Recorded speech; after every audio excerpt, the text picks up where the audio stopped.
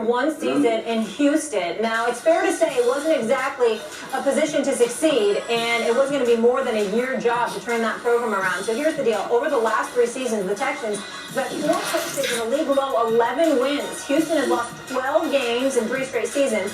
They're the 9th team in the Super Bowl era to lose 12-plus games in 3 straight seasons. No team has done it in 4 straight. Now we bring in the one and only Adam Schefter. Adam, good morning. Thank you so much for being with us. As I alluded to, obviously very tough day potentially for coaches around the league. A one-and-done scenario here for Lovie. What more can you tell us about their decision, the Texans, to part ways with him? Good morning, Molly, and to everybody there. It is very much with my apologies that we have to interrupt Stephen A. talking about the Dallas Cowboys. I did not mean to do that. Adam, it was a tough transition for me, but we made it work. Yeah, that was very difficult. As for the Houston Texans, the other team in the state of Texas, obviously it's bleak there. Not as bleak as it is in Dallas, according to everybody, but it's pretty bleak there. They obviously are going to go into next season with their 4th different head coach in 4 seasons, which is something that doesn't happen very often. But you remember last year when basically they went through a whole coaching search and wound up settling. And I use that word settling because it felt like that's what they did at the end on Lovie Smith in the end after they fired David Culley, who they seemed to settle on the year before. So it almost feels as if we're 2 straight years running where they settled on a coach. Neither one seemed to be their top choice in either year. And now this will be the 4th new head coach on opening day in 2023. And so they decided essentially that they just want to take the organization in a different direction. And he didn't waste any time doing it with the CEO, Cal McNair, and the general manager, Nick Caserio, meeting with Lovie Smith yesterday after they won the game. So even when the Texans didn't need to win, they failed at failing here on Sunday. This was a franchise-altering win. And you don't like to talk about wins that way, but this was incredibly costly. They won a meaningless game against the Indianapolis Colts. And let's be honest here, Lovie Smith had to know that there was a real chance he wasn't going to keep his job. So he didn't care one bit what he was doing when he went out there. He was going all out to win, and if it cost the Houston Texans the #1 overall pick, then so be it. His job is to coach the team and to get it to play the best that it can. And this team finished strongly, and it played well under Lovie Smith. But that was not enough for Cal McNair and Nick Caserio, who clearly had made up their minds and made them up probably a little while ago to go in a different direction. And so they go and beat the Colts yesterday and slip back to #2 in the draft. And those are the kinds of wins that I think alter a franchise. They would have had the #1 pick. They would have been able to do what they wanted. Now, there could be a team that leapfrogs them for a quarterback. Now they might have to trade compensation to move up to lock in a quarterback they want. Now they don't have the top pick in the draft. There are so many ramifications of this. And this was Lovie Smith's last little message, knowing that the possibility existed that this could happen. A costly win, Adam, a phrase we don't often say, but you're 100% right. But clearly a revolving door as far as coaches in Houston. Tell me this, Adam, what other head coaching situations should we be keeping an eye on today? Molly, the one place to watch later today is Arizona, where Cliff Kingsbury is scheduled to have his regular end-of-the-season meeting with the Arizona Cardinals owner, Michael Bidwell. And this has been a disaster of a season for the Arizona Cardinals. They have relieved 2 assistant coaches of their duties for off-the-field incidents. They had their star receiver, DeAndre Hopkins, suspended. They saw Zach Ertz tear his ACL, Kyler Murray tear his ACL, their GM take leave for a health-related issue. So there are all sorts of issues. And I think a lot of people are wondering whether Cliff Kingsbury will be keeping that job later on today. Remember, he signed an extension 10 months ago through the 2027 season. I think Michael Bidwell, frankly, right now is very disgusted with the way this season has gone. I think right now he is looking to shake things up. All right. Adam, a busy day for you. Thank you so much. Keep us dialed in. We'll talk soon. Thank you very much.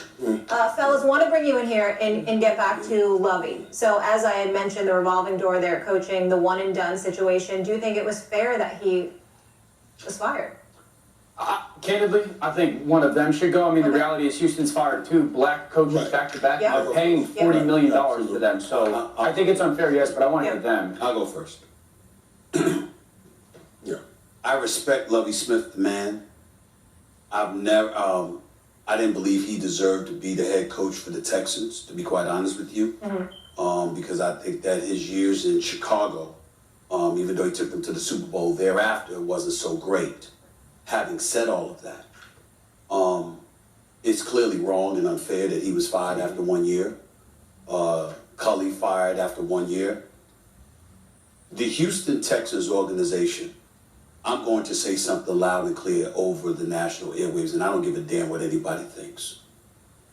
African Americans need not apply. Yeah. This is not an organization that has been fair to African Americans as far as I'm concerned. And I have these two as an example.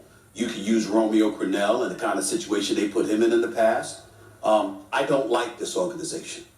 Now, I understand that Deshaun Watson had his troubles, and those were self-inflicted, and that was for him to deal with. I'm not going to hold the organization responsible for what he did. But what I will say is that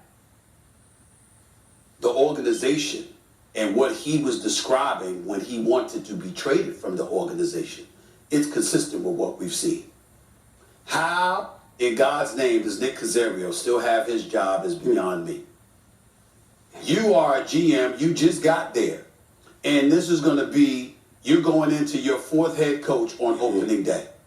Clearly, you don't know what you're doing when it comes to hiring a head coach and building a franchise.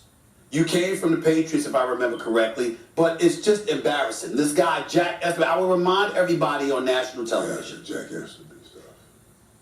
The Houston Texans hired Lovie Smith because they were under immense pressure to go in a different direction because they wanted to hire former 12-year veteran Josh McCown.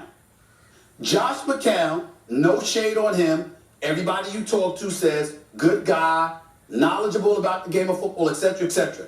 Ladies and gentlemen, the only coaching experience he had was a volunteer assistant at a high school. And that's who they wanted to bring in as the head coach of the Houston Texans before the national media and local raised holy hell. And as a fallback, you went to the black dude who you clearly had no intentions of keeping.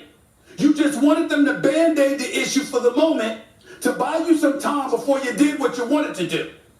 The Houston Texans organization are an atrocity. They are an embarrassment. And as far as I'm concerned, if you're an African American and you aspire to be a head coach in the National Football League, there's 31 teams you should hope for. You should hope beyond God that the Houston Texans never called you. Not as long as that man is in there. Because it's an embarrassment and something needs to be said about it. Floor is yours. And honestly, you said you don't know why the GM still has his job. I would say he still has his job because this has been the plan. How do you hire two African Americans, leave them 1 year, and you know the mess that Houston is? This is what we've always talked about. This is what I've heard Stephen A. and people in this business talk about all the time. We get the worst jobs, and we don't get the opportunity to even fix the worst jobs because you get fired just like this, just like we talking about Lovie, just like we talking about Cully last year. After this, no, I don't know. I don't know any great white coach that would take the job unless you give them some guarantees. You're going to guarantee me 4 years to turn this place around. You see, but the African American coaches can't come in with that power because Lovie wouldn't have gotten another job. Right. This was his last chance to try to get back in the NFL. Yeah. So you have to take what's on the table to try to change And it. they knew it. And all of this, I'm firing a man because he won a football game. That dude, I understand what y'all talking about. The number one pick. I'm firing a man because he won a football game and lost the number one pick. It's his job. And still, he won a football game is why you're firing him.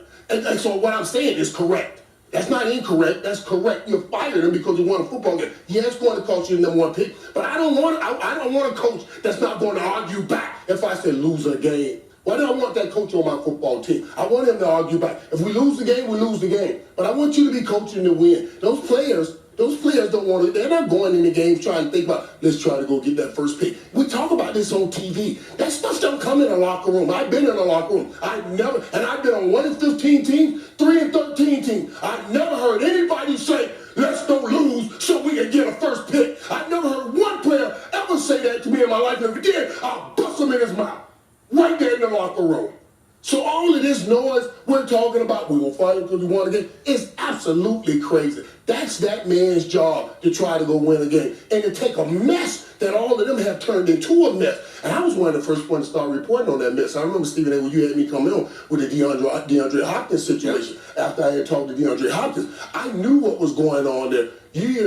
For years, what was going on there. It's a mess in Houston, and they bring these guys in, and they use them as scapegoats. That's the issue. That's the problem. And this is what African-American coaches have been yelling about for a while, and it's blatant right in our face. I can't say anything better than what you guys said. I think it's important for a white person to hear how you guys truly feel about it again, because this isn't the first time I've heard these feelings be shared about the head coaching situations within the NFL, and I don't think we should let it slide. So just my perspective, I honestly don't think matters. I think hearing the perspective of people like Stephen A. and Michael Irvin, Ryan Clark, Marcus is way more impactful and real than mine. Well, this is part of what Michael Irvin is saying in terms of the treatment of African American coaches is one element. The other element that gnaws at us as black men is the treatment accorded to Nick Caserio. What do you mean? What black executive do you know would have that latitude? Gotcha. You come in there in January 21, you fire one coach after you fire David Culley after one season, and then you want to bring in a dude that's a volunteer assistant at a high school to be your coach. All right, you couldn't retain Deshaun Watson. You couldn't get him from wanting to get the hell up out of there because you had a guy, Jack Estaby, who ultimately was fired. Okay, because you consider McCown because of his relationship with Estaby. All right, ultimately, you're Caserio. You're in this position where Easterby. Excuse me. Easterby. I'm sorry, Easterby, Jack Easterby. What I'm saying is, but Caserio's the coach, the GM now. Correct. And you got him there, and the latitude that he's been given to make one mistake. Where are Houston Texans going? They know better. They're worse than we all knew that they were going to be a top 3 pick in this year's draft before the season started. Now I will say this: if you Lovie Smith, that's not a game you needed to win personally. Get that number 1 overall pick. But still, Caserio shouldn't have his job. I'm trying to figure out why he's still employed as the GM for the Texans. It's TV stuff, guys. Nobody in the locker room ever say we're going to lose this game, guys. It's TV stuff. And I always hear this stuff, and I'm like, you gotta get those 53 players on board and let's say go to snooze in. And if any one of them come talk to any one of the other, nobody's going to be okay with that. So to dump all of this on Lovie for them to win the game, that ain't necessarily right either. That's all I'm saying. I hate to rush you on this, but we haven't taken a commercial break yet this morning. But it's been I guess we do got to take some